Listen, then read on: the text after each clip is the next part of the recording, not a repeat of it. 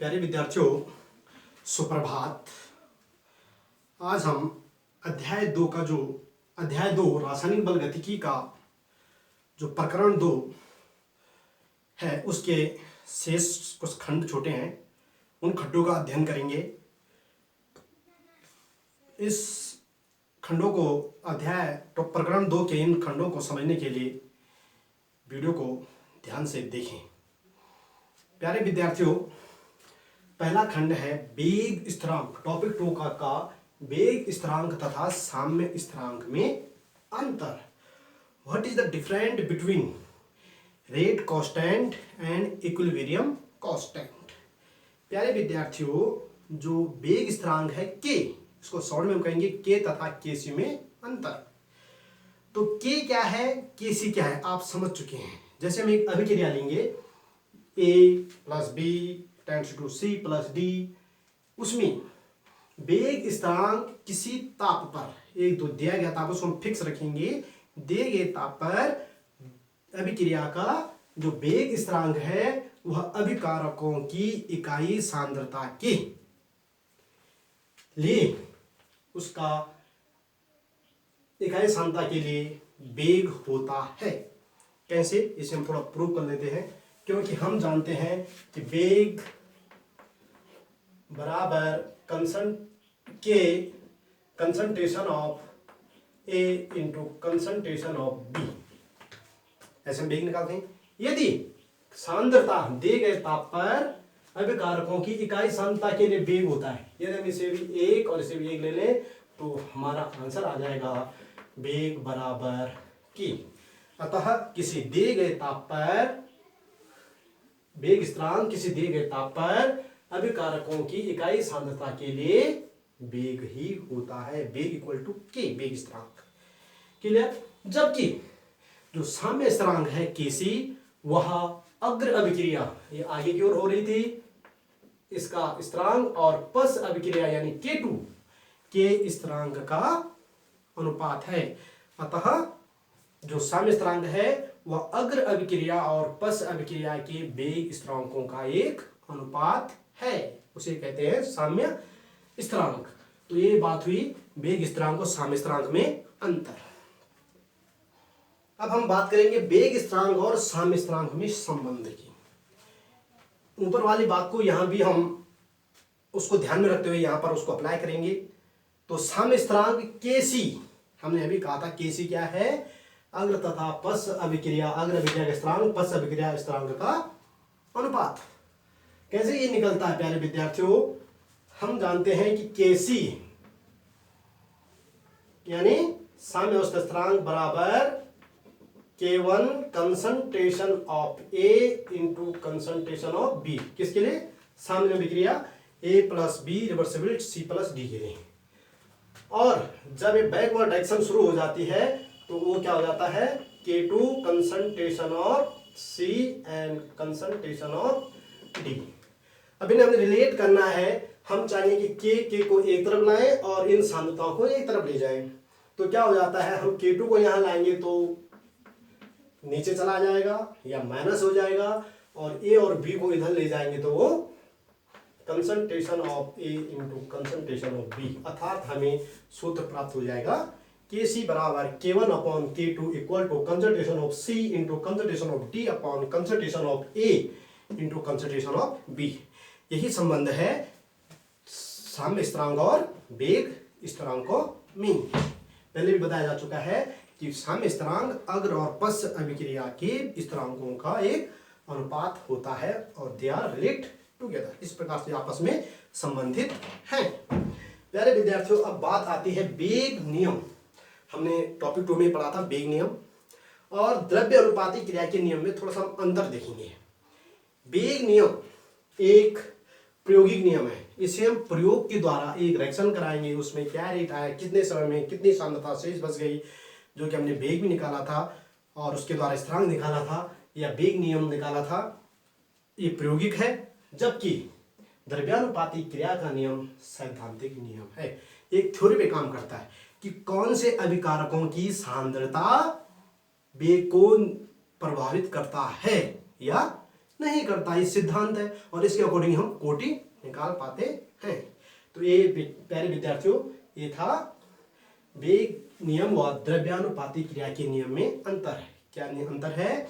वेग नियम एक प्रायोगिक नियम है, प्रयोग द्वारा निकाला जा सकता है, जबकि द्रव्यानुपाती क्रिया का जो नियम है वह सैद्धांतिक है और किस पर लागू किया जाता है? संतुलित रासायनिक अभिक्रियाओं पर आधारित है। That is solve. अब हम चौथी बात की बात करेंगे प्यारे विद्यार्थियों, वेग स्थिरांक पर ताप का क्या प्रभाव पड़ता है। वेग स्थिरांक क्या है?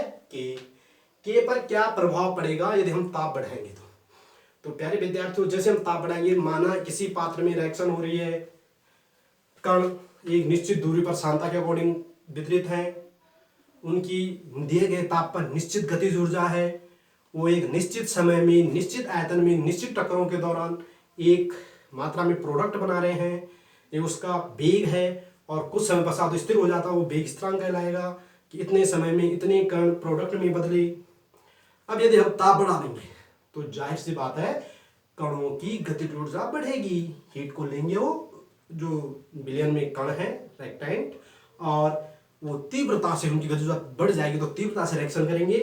दिए गए ताप पर, जो ताप हमने बढ़ाया, निश्चित आयतन में जो सांद्रता है उनकी संघट्ट की आवृत्ति बढ़ेगी और आवृत्ति बढ़ेगी तो वेग की दर बढ़ जाएगी, जिससे साम्य स्थिरांक भी, उसका मान भी बढ़ जाएगा। तो क्या अंतर आता है?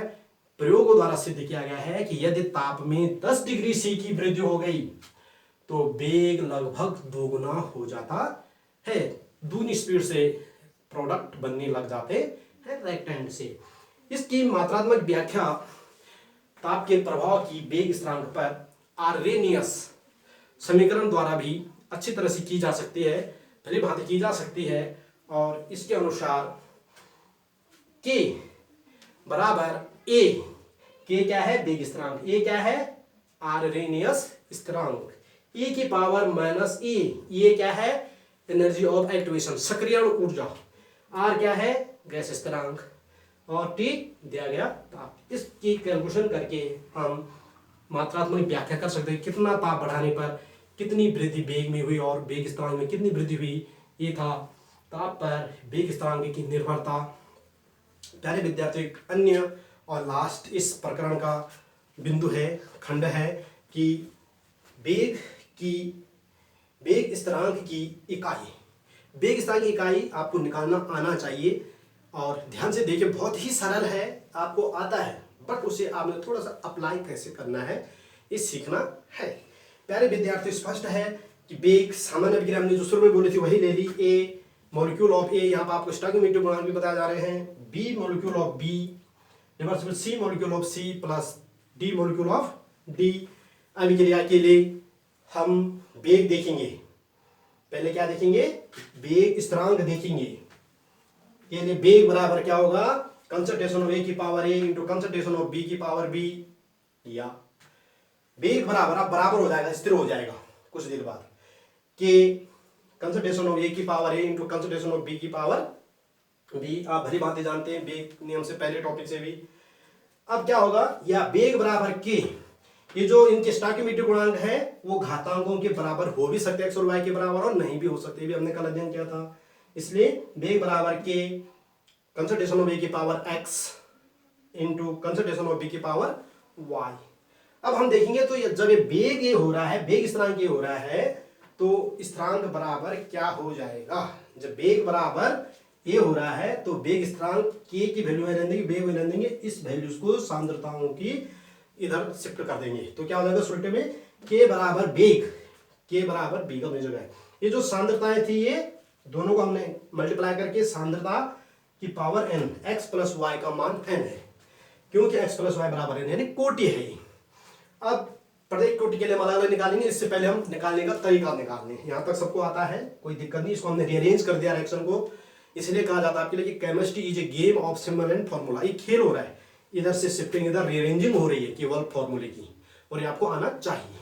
अब प्यारे विद्यार्थियों, के की इकाई, के बराबर जब वेग बटे सांद्रता की घात n है तो के की इकाई क्या होगी? वेग की इकाई बटे सांद्रता की इकाई की घात आएगा। सांद्रता की इकाई की पावर n, यानी कोटि जो भी है, जो कि बराबर वेग की इकाई होती है सांद्रता बटे समय। तो ये वेग की इकाई सांद्रता बटे समय आ गया बटे सांद्रता की इकाई की पावर n। फिर इसको हमने सिंपल कर दिया, तो इसको ऊपर ले आएंगे तो यहाँ आ जाएगा, तो अपन सांद्रता बटे 1 कर सकते हैं। इस भिन्न को हम यहाँ ले आएंगे तो ये हो जाएगी, 1 ऊपर आ जाएगा, सांद्रता यहाँ आ जाएगी। तो सांद्रता गुणा 1 भी हम यहाँ पे लिख सकते हैं, तो सांद्रता ही आएगा, सांद्रता बटे समय गुणा सांद्रता की पावर n। इसके माध्यम से हम किसी भी कोटि की अभिक्रिया के लिए वेग व्यंजक, वेग स्थिरांक की इकाई निकाल सकते हैं। अब k की इकाई मोल, सांद्रता की इकाई क्या हो गई, मोल प्रति लीटर। समय की इकाई क्या ली हमने, सेकेंड। फिर यहाँ पर सांद्रता जो इस वेग नियम में आ रही थी, इसमें ए वाली, इसमें क्या गया, सांद्रता की पावर n। और सांद्रता की इकाई क्या होती है, सांद्रता की पावर n, यानी सांद्रता की पावर n मोल प्रति लीटर आ जाएगा, मोल प्रति लीटर की पावर n, सेकंड इंटू मोल प्रति लीटर की पावर n। अब हम अलग अलग रिएक्शन के लगाएंगे। यदि x प्लस वाई बराबर 0, शून्य कोटि अभिक्रिया, जैसे H और Cl2 का धूप में, Cl2 का सूर्य के प्रकाश में, या H और H2 प्लस Cl2 का सूर्य के प्रकाश में संयोजन से HCl का बनना, जीरो ऑर्डर रिएक्शन। तो उस अभिक्रिया के लिए क्या होगा, यहाँ पर रख देंगे हम 0 कर देंगे, तो 0 से 0 हो जाएगा, तो आंसर क्या आ जाएगा, मोल प्रति लीटर, ये 0 हो जाएगा पूरा, और सेकंड ऊपर आएगा तो प्रति सेकंड। प्यारे विद्यार्थियों, अगर इसको हम 1 मान लें तो यहाँ पर मोल प्रति लीटर आ जाएगा। तो मोल प्रति लीटर को जब हम ऊपर लाएंगे और यहाँ प्लस लाएंगे, नीचे माइनस का मानिए हम, ऊपर से कट जाएगा तो 1 आ जाएगा, मोल प्रति लीटर से मोल प्रति लीटर कट जाएगा, केवल सेकंड बचेगा, और ऊपर लाएंगे तो सेकंड इनवर्स हो जाएगा। प्यारे विद्यार्थी, यहाँ पर हम 2 लिखें द्वितीय कोटि की अभिक्रिया के लिए, तो मोल प्रति लीटर, मोल प्रति लीटर 2 बार आएगा, 1 मोल प्रति लीटर से 1 मोल प्रति लीटर कट जाएगा। जब ये मोल प्रति लीटर ऊपर का आएगा तो मोल प्लस में था तो मोल इनवर्स आ जाएगा, लीटर इनवर्स में था तो प्लस में आ जाएगा, और सेकंड नीचे था तो ऑटोमेटिक माइनस में आ जाएगा। इस प्रकार से हम अभिक्रिया की कोटियों का अनुसार वेग स्थिरांक की इकाई का निर्धारण कर सकते हैं। यदि आपको समझ में आए तो इस वीडियो को लाइक अवश्य करें, और ताकि आपके लिए मैं और अधिक वीडियो बनाऊं सरल तरीके से केमिस्ट्री को सीखने के लिए, इसलिए आप इस चैनल को लाइक और सब्सक्राइब और शेयर अवश्य करें। धन्यवाद स्टूडेंट्स।